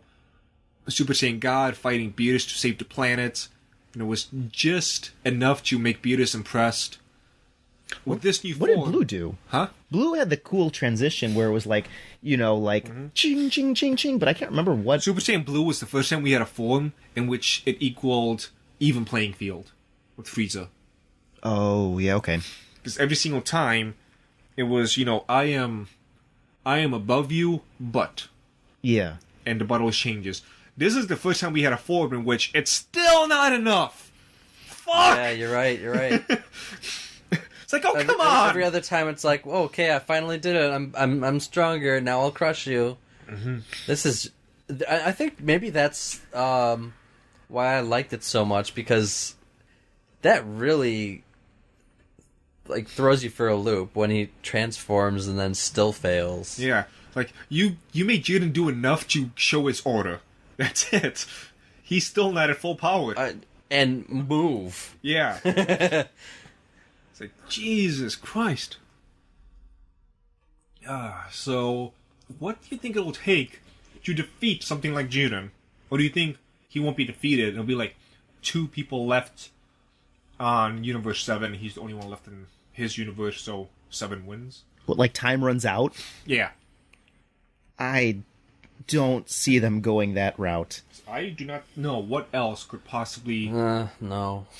Only thing I can think of, and I think I would enjoy if they did this, is if Gohan unlocked a new form with his Mystic Gohan stuff. Because they hinted he was going to do it, and so far they've been giving him the WWE treatment. And so hopefully he will pull a John Cena and find the strength out of freaking nowhere and be awesome. That's a huge, like, beyond super Goku. I mean, his power was given to him by a god. Just the Kaio gods. Yeah, but I think Mystic is below Blue. Yeah, way below. So I think it's below God. So I mean, it's a few behind. You know, actually, then again, he did fight Goku at Blue. And it didn't look like Goku was holding back much. I don't know. It just seems to me like that would... I could believe him beating Topo. And I think that him and Topo would have a good fight. And I think that people would be satisfied with him and Topo having a good fight. I don't see Jiren being beaten by Gohan as, like, something that fans would be satisfied with. I mean, that's not like a good way to look at it, but that's true. I think it's a bad storytelling. That's what I mean. Way, yeah, but like the fans will be pleased. Like, there's a difference between like it's a good way to tell a story and it's a good, fan service. Okay, yeah. But I think the reason that it wouldn't be good is because it's not set up. I mean, the only other thing that I can think of that could happen is they've freaked out about the possibility of somebody killing somebody else and trying to react to that. Mm-hmm. The only other thing I could see is someone has a killing technique that they get disqualified for. Like, this wouldn't be the case, but like, let's say... Does the entire universe get disqualified? I think it's just the player. I didn't think so. So like, maybe... Frieza decides to just shoot Jiren through the heart. I don't know. Something like that. Maybe. I don't think it would be Frieza, but maybe someone does something like that. Because they've spent far too much time worrying about that for it to not be a thing ever. Something that someone's gotten killed, right? No, it's all been close. Oh, Roshi got brought back to life. Yeah. Yeah, you're right. But even then, I don't think, like, if Goku could do that much damage to him and, like, not even scratch him. Like, he did scratch him, but, you know what I mean? Yeah. I don't think that there's, like, this is my sure instant kill technique that's a secret. Like, I don't think that that's something that's feasible. What I'm interested in now is, because of what happened with the Vegeta and Goku fight, I don't see anybody else left in the universe, all the universes, being like, okay, let's go back to our own fight. Because this giant fucknut of a threat just appeared. Well, that's what happened. Everybody circled around him, and now they're all ganging up to work together to defeat him. Because there's nobody that I don't think anyone thinks that they could take him on alone and win. Yeah, though we still have not seen the Universe 6 Namekians. That's true. So we're still saving that trump card, I guess. I'm sort of conditioned by Universe 7, but I don't honestly expect that much from the Namekians. Yeah. They might fuse. That would be kind of interesting, because if they're all good fighters and they just decide to, like, you know what, personalities aside, we got to do this. Right. They could make, like, a super Namekian. That would be cool, but I don't think it's Jiren level. I wonder if, I think that people would consider, because the person who eliminates the most people, I think they had said in a couple episodes ago, the best fighter is who gets the wish. Like, it's like the team that wins matters, but then it's like the MVP gets the wish. Who gets the wish on the team? Yeah. Yeah, I'm not sure about that. So I could see someone. I was kind of wondering about that. I can see some of the fighters like, all right, so I can't touch that. I can hide, and I can take out some of these weaklings, because there are definite weaker people still in play. So if they eliminate, let's say, 6 or 7 people, which is a lot, and they remain undetectable, like you said, they can run out the clock. Like, I don't think that's the way the story's going to go, but from a pure strategizing standpoint, from someone with a lesser power level who's not going to be able to evolve that much in 20 minutes. Well, so far they're going to have a lot of work to do, because Goku and Vegeta is leading the pack in most eliminations. Well, I think that their strategy would really rely on Goku, Vegeta, Jiren, and Hit distracting each other, and them going behind the scenes. And then maybe capitalizing on a chance to push them overboard. I'm really hoping they don't pull a Piccolo for Vegeta. I love my Vegeta.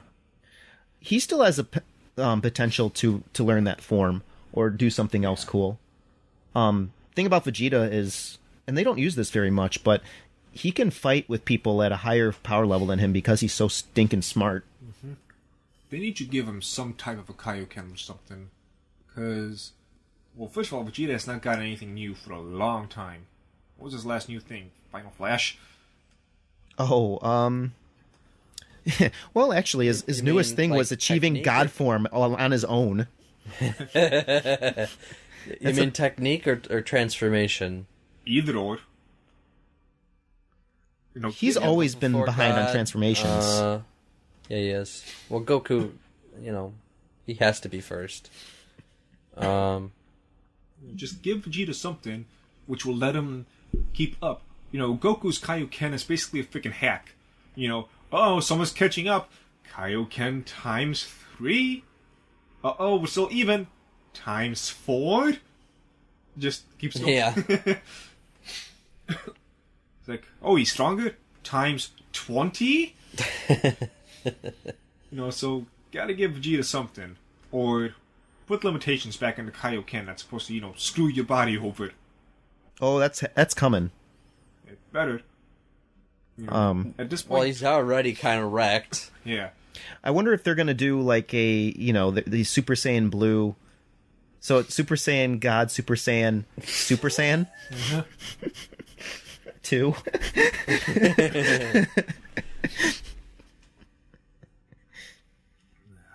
What other interesting things? Maybe he'll do Trunks' transformation, because Vegeta's thing is he doesn't make the transformation, he just perfects it. Uh-huh. He does it better in some way. So maybe he'll take that, because that was a pretty intimidating transformation. Yes, Super Saiyan Rage. Uh-huh. If there was anyone that could wield Super Saiyan Rage, it's freaking Vegeta. Yeah. He's gotta give him something. Because he's falling behind too much. People are already making a joke of Hit was Goku's new rival, now it's Jiren. Vegeta's like 3 paces behind. I'm kind of surprised he hasn't had as much of an impact on this tournament yet. Vegeta? Yeah. He's eliminated a decent amount of people, but yeah, he has not had He hasn't had shining screen time. Yeah. He hasn't had much screen time, and I would have expected him to have more strategy. Well, the little screen time that he did have, it was kind of strategic. Yeah, he did stop that one lady. Oh, that lady that Goku was fighting. The Ugh, Big gross. Bone Sailor Moon. I didn't expect that to end so abruptly. Yeah. Escalation. Ooh, she went Super Saiyan 2 or 3 or whatever it was, Butterfly. And Goku's like, all right, I'm going to have to amp it up. Sudden, abrupt stop. Jiren, get him. And she's like, I'm going to ignore you, Baka. And then she just faded to the background, and then she was going to do, I'm going to stab him in the back, and then Vegeta just, fought her. Nope. It was kind of weird, Vegeta not giving his energy in that situation. Yeah, I mean, it was a callback to how he always has been, but at this point, with the universe on the line... Yeah, that did not seem like a Vegeta-esque thing. I felt like a bad characterization. Well, I think part of it was that it'd be something that he'd have to be constantly doing, and he wanted to, be able to move freely. He said, I didn't want to help. Which did come in handy for him. He said, I'm not going to help. Yeah, I know. And especially after the Boo arc, he's been the greatest good, and I acknowledge the pride aspect, but, I mean, wouldn't it enhance his pride to help the universe win? There's nothing he really would lose from there, besides, Well, he wouldn't be able to move, They didn't give that much energy. I guess. But still, it was enough for him to take time to... He did something. I forget what it was. He fought the Big Bone Sailor Moon. But, the only other thing that I feel it's unfortunate that they used that dialogue to explain that, because I could see him saying that it was a disgrace that he was, taking this one-on-one conflict between two masters, and Goku's just like, guys, help!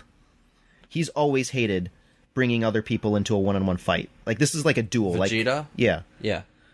He's just, who do you think you are? So I mean, I could have seen that angle, but no, I'm not helping you. Yeah.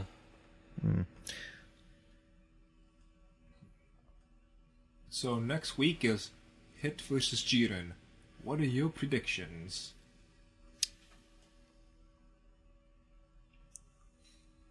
I don't think Hit has a chance.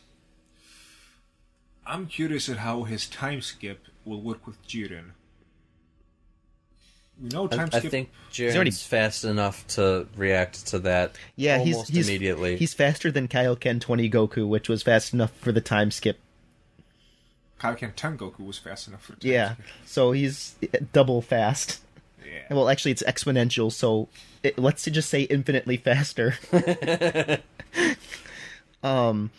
So I let you think Kaioken's got diminishing returns. So at this point, we can do away with the multiplication. We're way beyond power levels. Uh-huh. So I still think that he's fast enough to be okay. I just, well, my only, I don't think Hit's gonna win. But I do think Hit's going to learn something or bring about one of Jiren's weakness. And Yeah. it maybe, let's say, Yeah, Jiren's yeah. only weakness. That's true. Which might lead Vegeta, give Vegeta a chance to exploit it before he's taken out, and then Goku, wherever he is, he's recovering. He'll come back, or maybe that'll be the reason Gohan can fight him. Something's going to come out of their fight. Yeah. More than just it's not just going to be a job. You lose. Yeah, Goku just hard jobbed him so good. It was just like oh shit, that is just raw power. All the gods are saying that's just raw power. But so far it's just like, so what's our strategy? We need more raw power. That's all we get out of that. More Like power. And yes, we do need that, but there's got to be an Achilles heel. Get the car batteries. Oh, More power. yeah. I got it. I want to, you know how people are still, like on the internet or something, they're still, like, trying to calculate everyone's power level? Mm-hmm. I want to see what they have for this. Each Super Saiyan, each new form is supposed to be 50 times stronger than the last. So Super Saiyan is 50 times, Super Saiyan 2 is 100 times, 3 is 150, I guess God would be 200, Blue would be 250, this new thing I guess would be 300 times. Actually going back, 250, Kaioken times 20, so 250 times 20 would be, not 5,000. Yeah, 5,000 times That's stronger. silly. So, yeah. That's just silly. Yeah, but, like, even after that, it's like...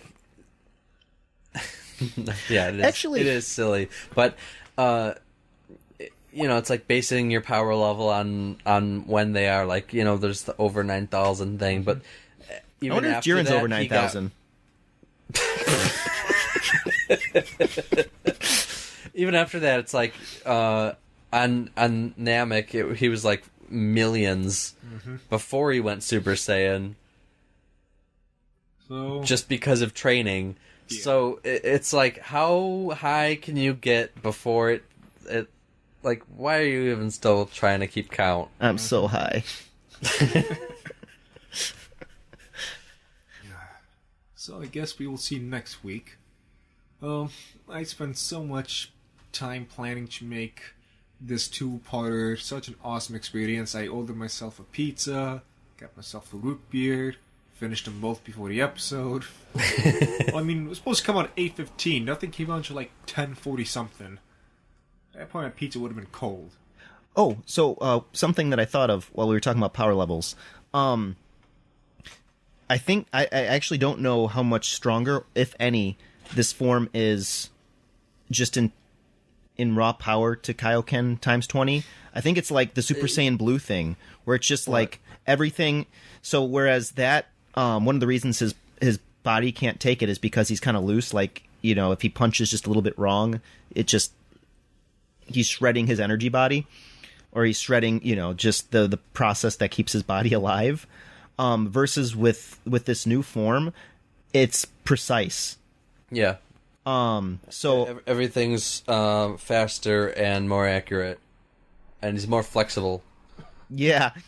And just I think one of the best things was when Jiren like went for a punch or a kick or something, and Goku like basically like wrapped his body Yeah. around like a snake. Didn't attack, just kind of like went in for a move. It's one of those things that, like, let's say Goku's most powerful punch, he's able to get like 30% of the punch to transfer its motion into the organ he's punching. Now it seems like he can get like 110% of his reward. Like, everything that he punches changes direction so that it follows his punch, sort of thing. Like, so it's kind of like the blue thing, where it's just nothing's wasted. And his body is moving forward, his mind realizes what's going on. I like that. Yeah. His first attack, when he attacked me, went like, huh? Well then, guess I'm fighting. I wanted to call a truce, but, well, fuck it. Mm-hmm. Oh, and that roar. Like, when he was yelling, there was his regular yell, ah! And then there was, like, this roar that was underneath it. This, like, Godzilla roar.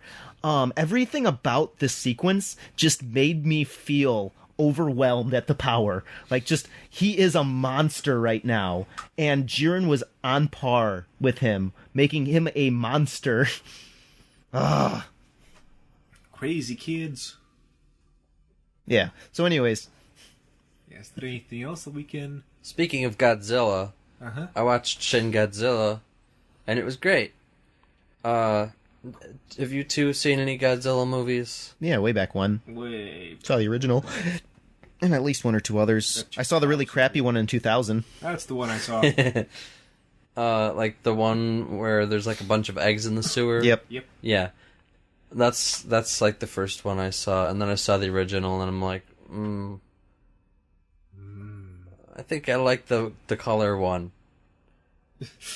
But now I have an appreciation for the old one. Anyway, Godzilla. So it was kind of interesting. And Godzuki.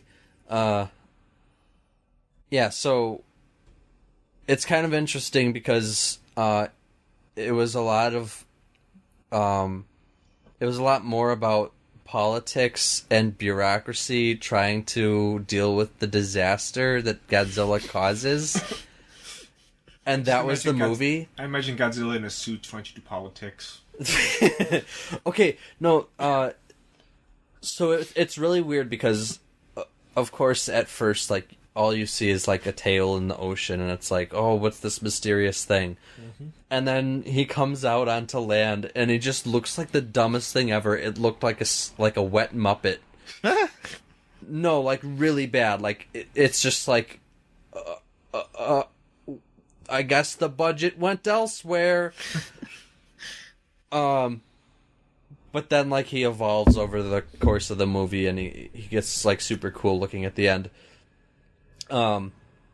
So, like, the story is basically, Godzilla's out, like, crushing things, and, it's just, like, all these people trying to deal with the situation, and some of them are trying to use it for political ends, and then, the Prime Minister gets killed by Godzilla, and they have to elect a new guy, and they choose, like, this incompetent idiot. Meanwhile, scientists are coming up with a plan to stop him, and the U.S. wants to nuke him in the middle of Tokyo, and it's just great. It's like, so the original Godzilla was kind of a reaction to, the U.S. bombing, using nuclear bombs, and this is like, okay, so it was some kind of fish thing that ate a bunch of radioactive waste that was for some reason illegally dumped in the Pacific Ocean, and then that's how Godzilla got formed. So he feeds on radioactive waste, and he's like slowly evolving and looking cooler over time. That's really odd because I just watched Kong. The new one that they're actually setting up, the Godzilla versus Kong. Really? Yeah, oh yeah, definitely. It's not subtle. At the end of the movie, it was very melodramatic. I mean, it was a high-budget B-movie. That's really what it was. And at the end of the movie, after a motif of, this world belongs to monsters, we thought that we had it. There are other kings. And on the wall, it was just freaking Godzilla. Like, We're like, okay, that's a coming out. Was it Godzilla or Gojira?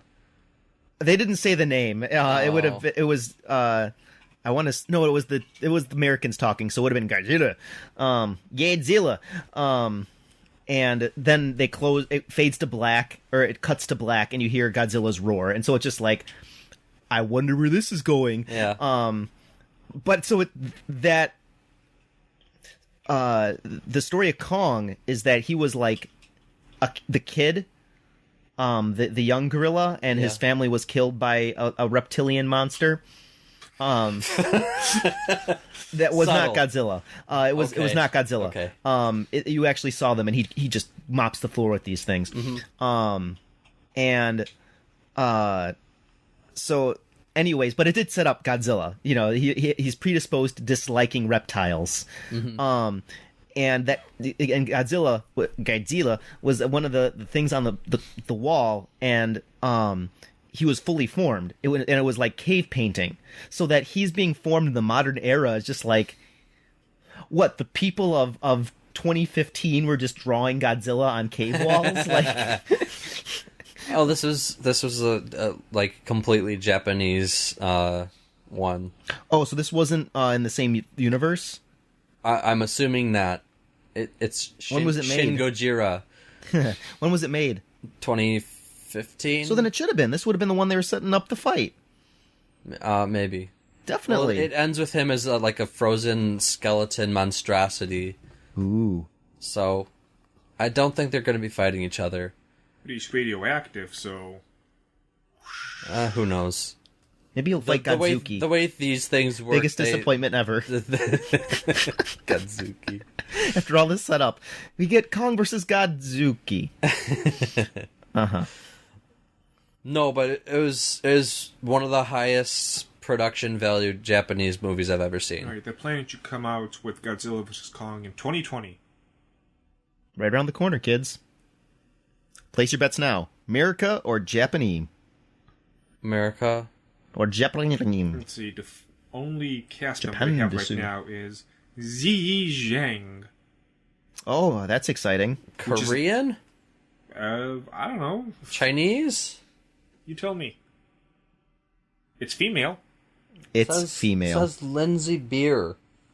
No, the top billed cast. That you're looking at writers. The picture. Oh, it's Chinese. I don't know. I was like half a page below that. There's 2 lines. You 2 lines. This will be Anyway. the first film in 58 years to feature both King Kong and Godzilla. And maybe the first good one. They have the exact date, 22nd of May, 2020. But 52222. So it was just like, you know, they have to have a meeting to decide if they're going to have a press conference. They have to have a meeting to decide if they're going to, you know, what information they're going to let them know. They have to have a meeting to decide what meeting to hold. And it's like so much bureaucratic nightmare. There's like no Godzilla. Like normally it's like, here's Godzilla tearing up the city, and here's the helicopters shooting at them, and like completely fruitlessly, and he just like burns them down with his fire breath or whatever. Plasma. But in this, it's like the exact opposite. It's from the perspective of, you know, like the people making decisions and stuff, and the helicopter people, and they're like there's a scene, for example, where they fly in and they're like, okay, we're ready to shoot on your command, and then you know, another guy in a helicopter is like, wait, there's civilians down there, so they have to go and contact the prime minister, and they're like, okay, there's civilians, do we shoot or not? And he's like, oh Jesus, there's civilians, we can shoot at Godzilla, or you know, they might get hit, and you know, we don't want to cause collateral damage. Just continue to let them stomp around then. And then of course America comes in to save the day, and I call that part collateral damage the movie. It's really good. It's worth watching. Okay. That reminds me. I saw a trailer for, what is this? I actually don't remember what it's called. It's like Gaming the Movie. Nostalgia the movie? I Like, don't there's know. just, there's all, in this dystopian future, the only place to go is this digital world. And, it's just like, everything from childhood is there. Like, I believe I saw Gumby. There was, like, a racing game that looked like it took up a quarter of the movie. There was, all of these other characters from video games and cartoons. Is this an ad movie like This is an actual Emoji movie that's coming was? out. No, I mean, like, you know how the Emoji Movie was like, here's all the apps that we have to travel through. You can It might download be, them now. but and it's just these kids. The only place to go, it starts off with, they call us the lost generation, and it's not because we went anywhere. It's because there's nowhere to go. So we retreat into this online world, and it's just like. It's basically Sword Art Online, the movie. That sounds like a pitch for Digimon or something. It reminded me of Sword Art Online really, really strongly. That's weird. But yeah, I'm watching this trailer and I'm just like, were they just tired of making video games into movies? Now they're just like doing the meta, like video game culture the movie. What are you doing here? Video game the movie. Yeah, video game culture the movie. It's just all of the things. Like, I'm like, okay, Road Rash. I think there was Zelda. I mean, it was just like, I don't even know where they're going with this anymore. It's just all these random things podged into one. That's so weird. And people are gonna see it, but I just was rather awestruck and off-put by their lack of cohesion and focus, and like, I mean, for one, I'm glad that I don't know the whole plot line because of the friggin' thing. But on the other hand, I have no clue what to expect besides, oh, look, nostalgia. Nostalgia the movie. That's what I'm going to call it. I guess I'll keep an eye out for another trailer or something, but... Nostalgia the movie, aging soon. It's like a fine bourbon. Well, I think that's all we got now for this week, right? Yeah, pretty much. Join us next week when we waste more time. Yeah, we've got to find another thing to watch besides DBZ, so that this isn't just the DBZ cast. Yeah, I'll be picking up a show this week. It's been a crazy couple weeks for me, but things are going to sort of get back to normal. Yeah, me too. I've been really busy. Send us your suggestions of shows, topics, teas, comments, suggestions. Let me think. Compliments? Those would be nice. Critiques. Pictures. Yeah. Where should we send them? Or where should they send them? Where could I send them? What is it again? I'll send you compliments. Where is it? Is it the Teacast? At thedragonstreasure.com, you idiot. Send it there. And we'll see you next week.